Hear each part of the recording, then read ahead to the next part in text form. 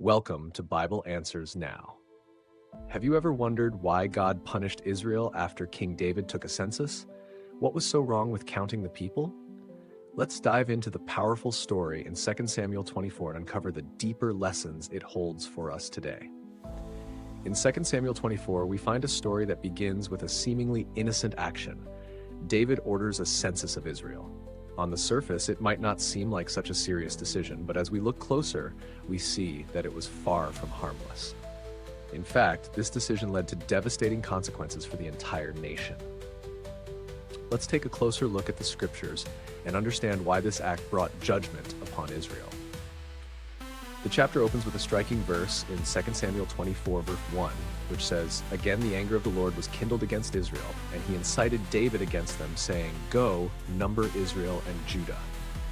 This verse immediately raises a powerful question. Why would God allow or even incite David to take this action, knowing the consequences that would follow?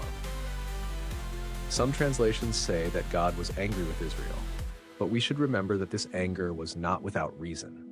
Israel had repeatedly fallen into sin and failed to trust God, and David's census was a reflection of the nation's deeper spiritual issues.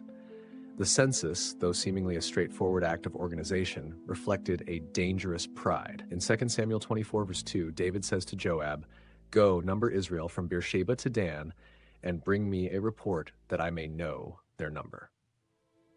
The key issue here was David's reliance on military strength and numbers, rather than God. By conducting the census, David was placing his trust in the size of his army, not in the God who had given him victory in the past. This reliance on human power rather than divine trust was what displeased God. The lesson here is profound.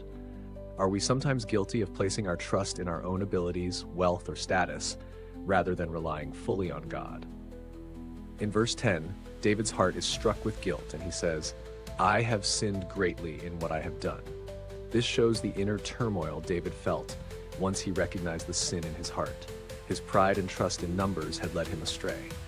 It's a reminder that when we place our trust in earthly things, we can easily forget that every victory, every blessing, and every good thing comes from God alone. But David does not wallow in despair. He repents. And what happens next demonstrates the grace and mercy of God. After David repents, God sends the prophet Gad with a difficult message, a choice of judgment. In 2 Samuel 24:13, Gad says to David, "Shall 3 years of famine come to you in your land? Or shall you flee 3 months before your enemies while they pursue you? Or shall there be 3 days of pestilence in your land?" David's response is powerful. He chooses to fall into the hands of God rather than human judgment, saying in verse 14, "Let us fall into the hand of the Lord, for his mercy is great, but let me not fall into the hand of man." This moment is crucial. David knows that human punishment, however severe, pales in comparison to God's mercy. It reminds us of the deep truth that when we sin, it is ultimately against God. But when we turn to him in repentance, his mercy far outweighs his judgment.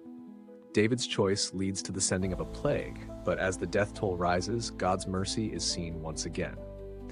In verses 18 to 25, we see that the plague stops when David builds an altar on the threshing floor of Araunah the Jebusite. In verse 25, it says, "And David built there an altar to the Lord and offered burnt offerings and peace offerings. So the Lord heeded the prayers for the land, and the plague was withdrawn from Israel." The altar David built on this site would later become the location of Solomon's temple, a powerful symbol of reconciliation and worship. So why did God punish Israel after David's census? It wasn't just about the act of counting people, it was about trust. God was reminding David and the entire nation that their strength, security, and future lay not in their numbers, but in God alone. When we place our trust in earthly things, we too can become prideful, forgetting that our help comes from the Lord. Today, this story calls us to reflect. In what areas of your life are you placing your trust in your own abilities instead of God's provision? Are there moments when you focus on what you can see, rather than remembering that God controls the unseen?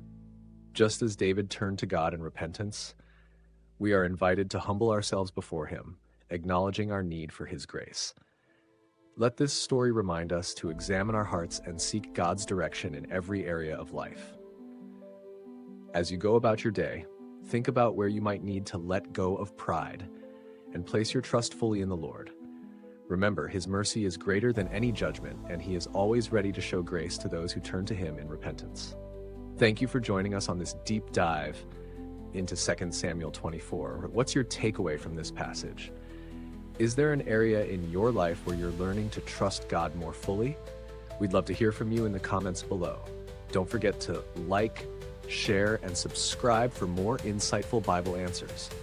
And as always, we ask that God bless you and your loved ones as you seek Him in every area of life.